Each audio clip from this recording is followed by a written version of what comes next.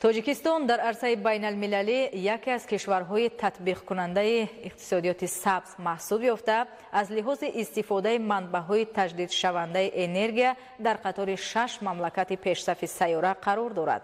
در دوام سالهای 1998-2013 در شهر و ناحیه‌های منطقه رشت با استفاده از مبلغ‌های حکومت جمهوری تاجیکستان 21 نیروگاه برقی آبی خرد بنیاد کرده شده است.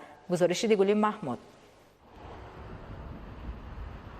ساختمان نیروگاه‌های برقی آبی از موجود بودن ذخیره‌های آبی سرچشمه گرفته.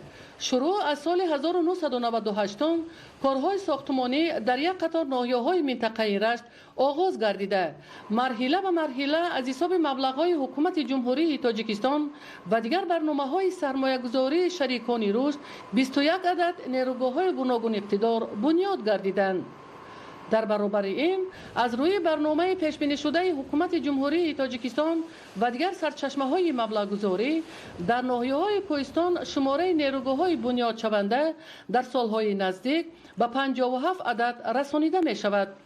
تنها دوام سالهای 2008 تا 2013 با استفاده از منبع‌های موجوده اقتدار نیروگاه‌های برقی آبی بنیاد شده بیش از 4 میگاوات را تشکیل نمود. تامین اهالی و دیگر ساحه‌های خواجگی خلق ناحیه‌های کوهستان با نیروی برق زمستان امساله در یک شبانه روز بیش از 441,000 کیلووات ساعت را تشکیل نموده. همزمان 6 عدد نیروگاه‌های برقی آبی منطقه با اقتدار پیش بینی شده فعالیت دارند. نیروگاه برقی آبی سنگیکر ناحیه رشت از جمله دستاوردهای استقلال انرژتیکی کشوری عزیزمان به شمار رفته.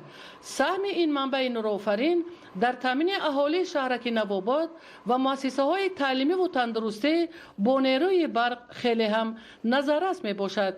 نیروگاه برقی آبی سنگیکر عین زمان وابسته با مجرای آب دریای سنگیکر با اقتدار 350-400 کیلووات معتدل کار کرده ایستادند. از ده اگریگات عبارت می باشد که هر یک اگریگات اون 500 کیلووات را در بر میگیرد. در برابر به محدودیت استفاده بردن نیروی برق استعمال کنندگان و ساکنان ناحیه‌های منطقه رشت را ضرور است تا برای کم کردن تلفات برق و استفاده صرفه‌کارانه از تکنولوژی کم مصرف استفاده برند، زیرا اجرای این کار به منفعت اقتصادی هر یک خانواده می باشد.